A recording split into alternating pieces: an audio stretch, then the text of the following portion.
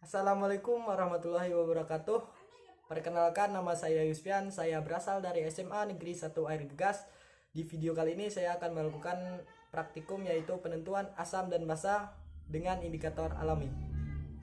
Nah, sebelum kita lanjut ke prakteknya, apa itu basa? Basa adalah suatu senyawa yang jika dilarutkan di air atau larutan dapat melepaskan ion hidroksida atau OH-. Nah, sedangkan asam suatu senyawa yang jika apabila dilarutkan di dalam air dapat melepaskan ion hidrogen atau H+. Nah, selanjutnya langsung saja kita melakukan prakteknya. Untuk yang gelas pertama ini adalah larutan kunyit yang dicampuri air. Nah, untuk gelas yang kedua ini itu adalah air yang dicampur dengan sabun atau air sabun, yaitu sebanyak 3 sendok makan. Nah, untuk yang ini adalah air selokan. Itu adalah air selokan yang telah disaring sebanyak 3 sendok makan.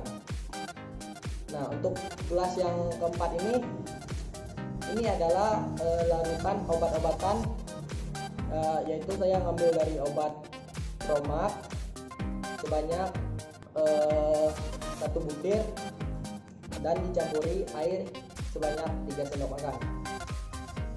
Nah, untuk yang ini adalah air sumur bersih, itu sebanyak 3 sendok makan. Nah, untuk yang gelas ini merupakan air jeruk nipis, itu sebanyak 3 sendok makan. Nah, untuk yang ini adalah air garam, yaitu sebanyak 1 sendok garam dan 3 sendok air. Nah, selanjutnya kita akan melakukan praktek, yaitu adalah mencampuri larutan kunyit ini dan memasukkannya kepada gelas-gelas yang ada di depan ini, sebanyak 6 buah gelas. Nah, langsung saja kita masuk yang untuk gelas yang pertama, yaitu adalah air sabun. Nah, air sabun sebanyak 3 sendok makan.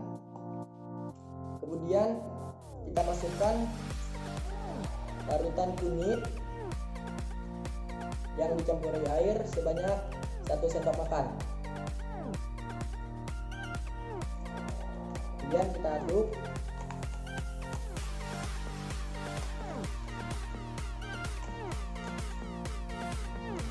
Nah, untuk gelas yang kedua, yaitu ini adalah air selokan yang telah disaring. Kemudian kita masukkan 1 sendok larutan kunyit yang telah dicampurkan air.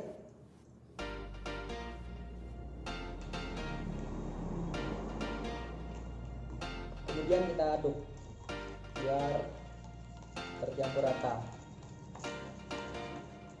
Nah, untuk gelas yang ketiga ini atau larutan air yang dicampur dengan obat-obatan dari obat-obatan Promak, pel Promak sebanyak 1 butir. Langsung saja kita campur sebanyak 1 sendok makan air larutan ini.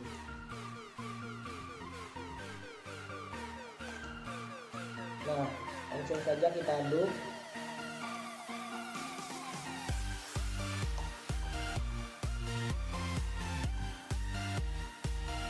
Nah, untuk yang gelas keempat ini adalah air sumur atau air sumur yang bersih. Langsung saja kita campuri dengan 1 sendok larutan kunyit.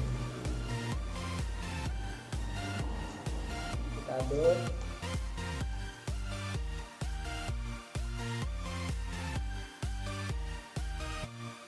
gelas yang kelima adalah ini adalah larutan jeruk nipis sebanyak 3 sendok atau biasa disebut jeruk kunci.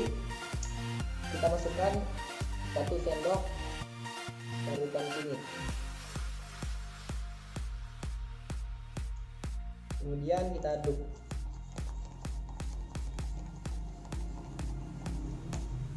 Untuk jeruk nipisnya saya ngambil jeruk nipis yang sudah masak lah.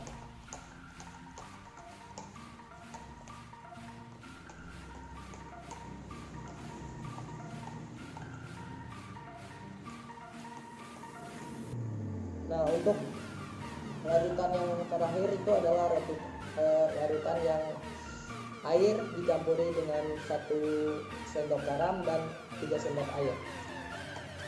Nah, langsung saja kita campur dengan larutan ini.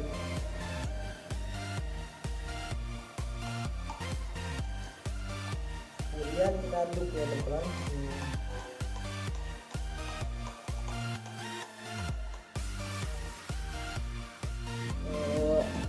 Baiklah, ini adalah kesimpulan dari semua larutan yang ada di depan saya.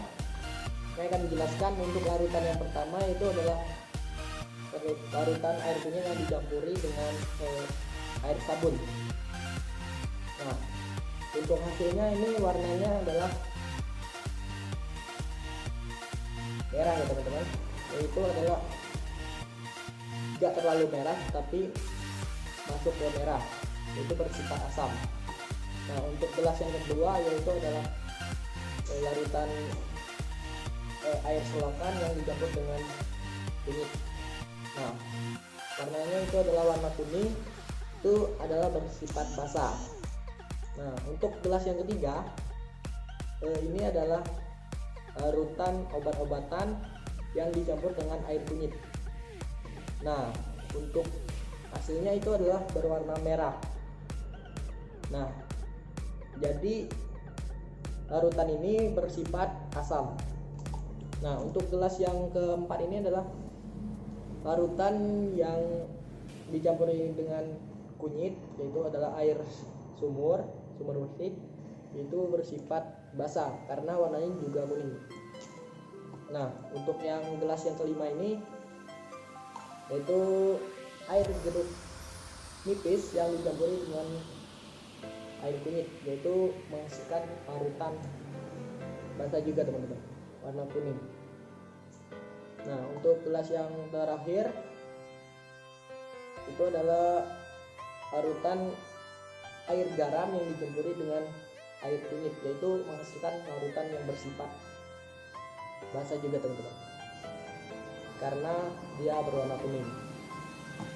Nah, dari 6 gelas yang ada di depan saya itu larutan yang bersifat asam, yaitu ada 2 gelas. Yang pertama air sabun yang dicampuri dengan larutan kunyit, yang kedua adalah larutan obat-obatan yang dicampuri dengan air kunyit. 2 gelas ini bersifat asam. Nah, untuk yang ini tidak terlalu kemerah-merahan, tapi masuk ke merah. Kedua,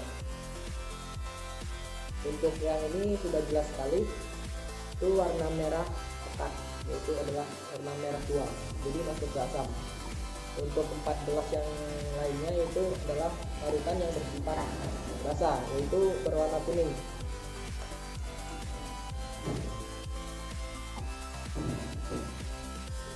Baiklah, mungkin cukup sekian video praktek saya pada tugas kali ini, yaitu pada materi asam dan basah.